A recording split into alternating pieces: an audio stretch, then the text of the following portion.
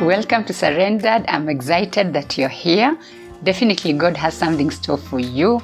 If you're new here, if you're finding me here for your very first time, I'm excited to have you on board. My name is Kimani. This channel is all about your relationships. Actually, this channel is to help you and your relationships so that you can work on those things that can help your relationship grow well, flourish, and definitely, hopefully, head to the direction that you desire. Are you working? You're in a relationship.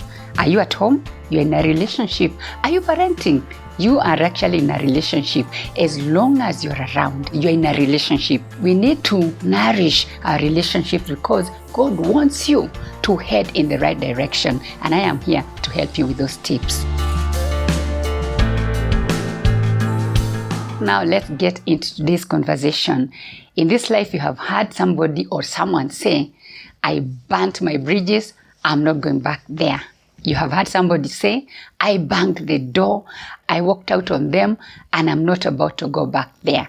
You have heard somebody say, I'm not going to give somebody another chance to mess with me. You have heard somebody say, I'm not forgiving nobody.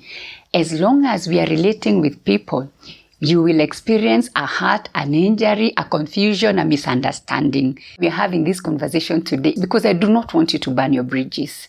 I do not want you to burn bridges that you might need sometime to come. In life, you actually do not know whether an opportunity will present itself and you might need to use the same bridges that you burnt.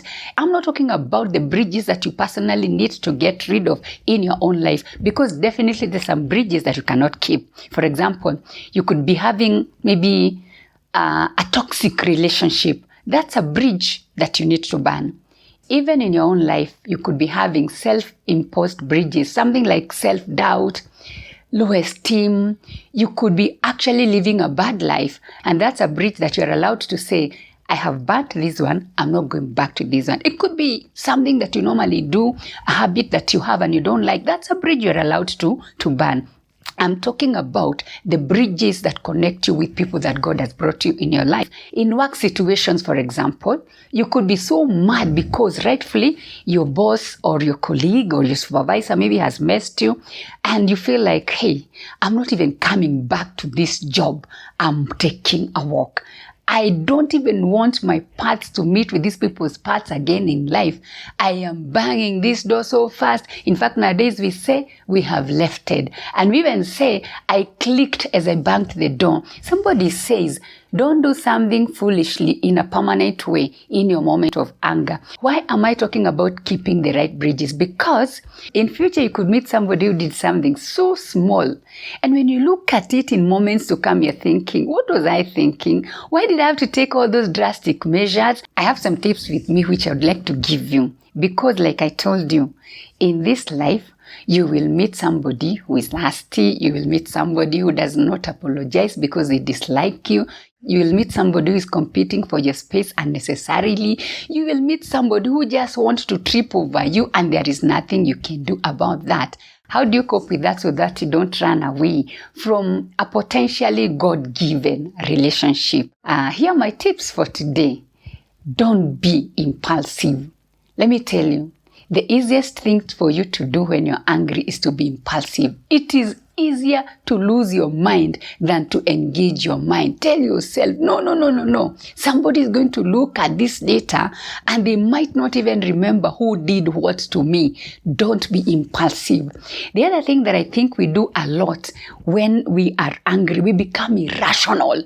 We just lose our intelligence. We just throw our IQ to the windows and we say, it is Mimi, it is you and I. I want you not to be irrational. I want you to engage your mind. When you're tensed, when you feel somebody is crossing over your path, tell God, give me grace. I have a mind and I can operate in my mind. I would rather leave them having wronged me and they remember that I was rational. I go through such things and I know you go through them. Sometimes, especially when you feel you have evidence, someone has wronged you. Actually, maybe they have been working all day long to make sure that they cross your path. When you capture them with evidence like this, you feel, yay, it's my moment. I'll put them where they belong. I just want to encourage you, don't be too big. Don't be too big to see that somebody is wronging you with an intention of getting your emotions. Don't be too big to calm down. You could be that person who says, I'm too big to be missed. I'm too big in this place. I just don't see myself turning back to such things. Don't be too big. Humble yourself. When you ignore an insult coming from somebody, actually, people will credit you for it. Then another thing we do, and it's a mistake, it's a trap. Don't be a bad mouth. You could be dating somebody. You could be at home, even with your spouse, actually. And there are some things that happen, those things that happen in our daily interactions with those that we love. Then when they happen, you go bad mouthing. If your boss, if your friend has wronged you, the worst thing that you can do to yourself is to go and talk about it. And this one, most of us, we are guilty of. You know what happens when you go and tell somebody, so-and-so did this. Imagine I hadn't wronged them, but they did this and this and this and that. And the trap comes in when you keep on repeating and repeating. Whoever you meet, they will know about that somebody who hurt you. Guess what? They don't know that person who hurt you, but they know you and they know what you have been saying about that other person.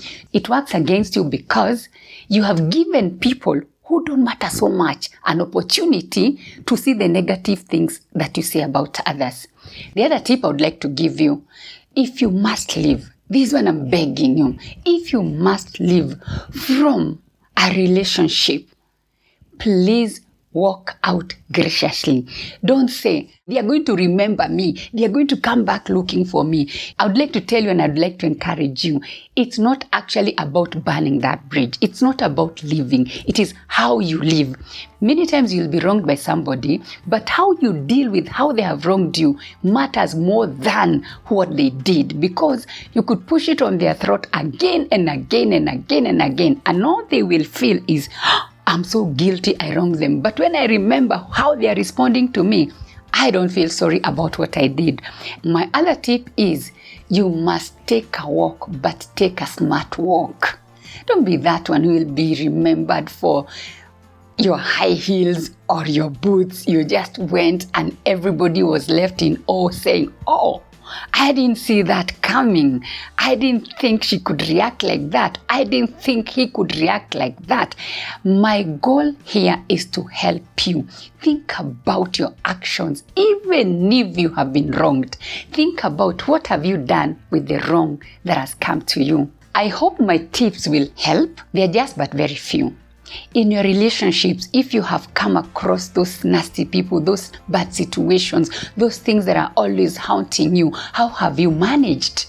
I'm sure you have many more tips that you have used before, and they have enabled you to dodge many bad, ugly situations. Would you like to share them here? Encourage somebody who is struggling and they're always saying they're burning bridges. Don't burn the bridge, be the bridge. Thank you so much for being the support that you have already become. Thank you for being part of this journey. Thank you for the encouragement. Continue to share these videos with your friends. Let us enjoy relationships. God is for you. God is for your relationships. God bless you.